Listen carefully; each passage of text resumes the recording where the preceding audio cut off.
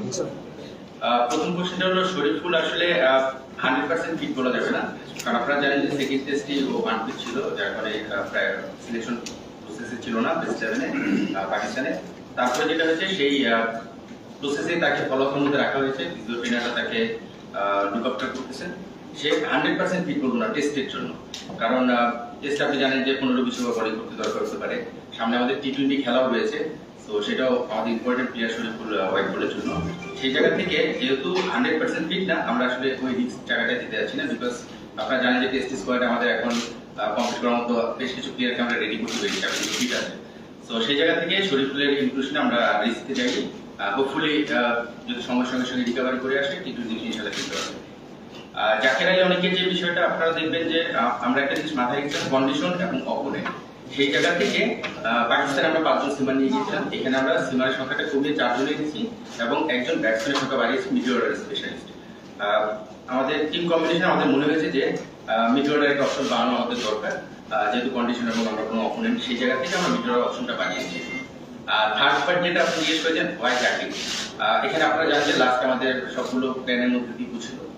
একটা জিনিস লক্ষ্য করবেন, দীপু যখন ম্যাচ খেলেছে আমাদের সাকিব এবং মুশফিক সবসময় অ্যাভেলেবল ছিল না, কেউ একজন অনুপস্থিত ছিল, তখন কিন্তু দীপু ম্যাচগুলো অপরচুনিটি পেয়েছে এবং খারাপ হলো মিলিয়ে খেলেছে, বলবো না খুব ভালো খেলেছে, খুব খারাপ খেলেছে। রিসেন্ট পারফরমেন্সটা আমরা এখানে জাস্টিফাই করেছি। দীপু অস্ট্রেলিয়ায় গিয়েছিল, আপনারা জানেন 2টা ভোটে ম্যাচ খেলেছে, পাকিস্তানে 2টা ভোটে ম্যাচ খেলেছে। খুব ছন্দে নেই, একটা প্লেয়ার আসলে যখন ইন্টারন্যাশনাল ম্যাচ খেলতে যাবে তার ফর্মটা খুব ইম্পর্টেন্ট।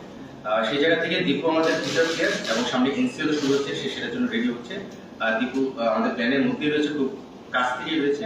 পাশাপাশি জাকিরের যে বিষয়টা, জাকির কিন্তু প্রিভিয়াসলি যদি তার রেকর্ড দেখেন, এনসিএল, পিসিএল, লঙ্গা ভার্সনে তার রেকর্ডগুলো যদি দেখেন, সেখানে আপনি একটা আইডিয়া পেয়ে যাবেন যে সে লঙ্গা ভার্সনের জন্য খুব ইউজফুল প্লেয়ার হতে পারে।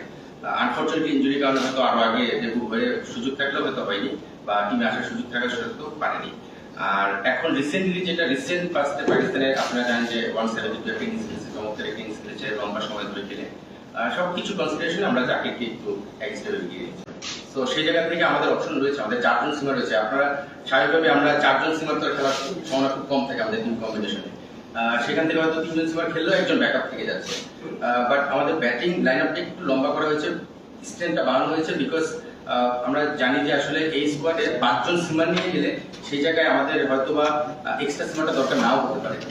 আর যেহেতু আগের সিরিজে একটা কনসার্ন ছিল যে তাসকিন ব্যাক করেছে অনেকদিন করে, সেখানে একটা ব্যাকআপ অপশনে আমরা চিন্তা করেছি, বাট আলহামদুলিল্লাহ তাসকিন কিন্তু খুব ভালো ফর্মে রয়েছে বা রিদমে রয়েছে।